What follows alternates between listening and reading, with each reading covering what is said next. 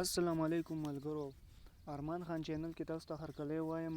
نن ویډیو مې هغه ملګرو دپاره راوړي ده چا کمنټ کړی دی چې ته مونږ ته دا وښیه چې دا ګانا به په پیانو باندې مونږ د ځان نه څنګه غږو، لکه یو یې ویډیو نه کتلی یو یې په خپله باندې ګانا جوړول.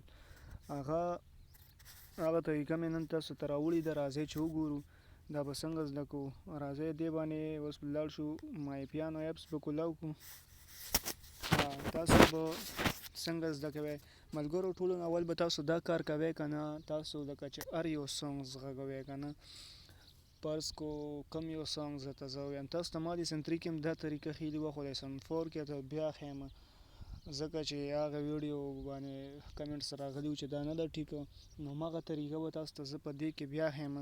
تاسو به لکه ګانا چې کله سټارټ کوئ، لکه توجه دیګه توی جانه سنم، دغه ګانې ته ګوره تاسو به کومه څنګه لکه دا په دې کې ځان نه غږوئ. تاسو به داسې چل کوئ. تاسو به د دې ګانې چې څنګه پیدا ټنګ دی که نه، تاسو په دې کې دغه را پیدا کوئ. ګوره ها،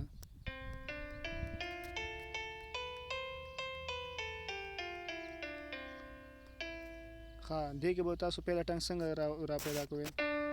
دی نه دا پیدا ټنګ دی.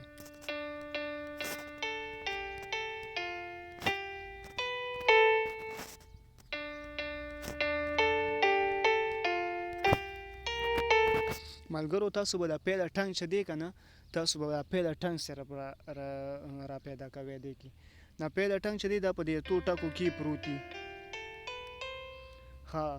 دا نو داسې چې تاسو کله دغه را دغږئ که نه، تاسو به ګانې ته سوچ کوئ چې ګانا اواز نری کېږي که غټېږي. چې نری کېږي نو تاسو په دې طرف راځئ، او چې کله غټېږي نو تاسو په دې طرف راځئ. اوس توجه دیګه توی جانه سنم دا په دې سایډ ده.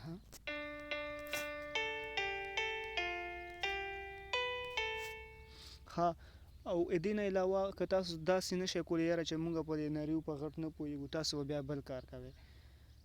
تاسو دې اتو ټکو نه بار نه وځئ.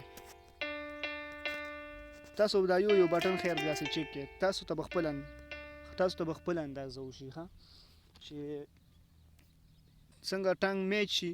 لکه زه اوس ګورم دا نه میچ کېږي، دا هم نه میچ کېږي، دا میچ شو که نه، تاسو ګانا به بیا خپله جوړېږي. لکه ګوره تاسو ته زه اوس دا ګانا په دې کې پول غږوم، ما نه ده غږولي ټولو لکه پیله، زه یې ته اوس غږوم څنګه به غږېږي.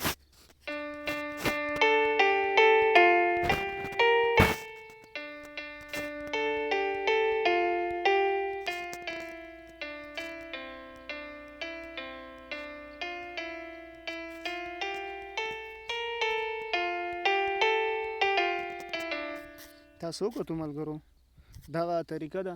او بیا که دې نه علاوه هم تاسو نه شئ زده کولی که نه، نو تاسو به کوم کار وکړئ. تاسو به یوټیوب کې چې کوم سلو موشن ویډیوګانې دي، تاسو به هغه راوالئ او هغه به خپل موبایل کې سیو کړئ په ګیلري کې. او ګیلري کې چې کله سیو کړئ نو تاسو به پیانو دغه شانې تاسو آن کړي، او چې کوم ایکس پلیر وغیره تاسو سره وي او هغې کې به یې پلی کړئ، هغې نه به یې شاټ راخلئ، هغې کې به شاټ ګورئ او بیا به داسې پیانو کولاوئ او دلته کې به هغه طریقه زده کوئ.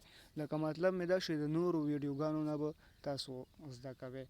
نو دا چې تاسو کم از کم یو 4-5 ګانې په تاسو په دې کې زده کړئ، نو انشاءالله چې ډېره زر به ستاسو پیانو چې دا هغه به امپرومنټ پکې سټارټ شي، تاسو پکې هغې کې سیوا کوئ، تجربه به مو کېږي، نو ګانا به زده کولی شئ. ملګرو دا ویډیو وه او نن دپاره دا ډېره وه. او بل چینل سبسکرایب کړئ، کمنټس وکړئ، څه فرمایش یې هغه وکړئ. مننه کومه. الله په امان.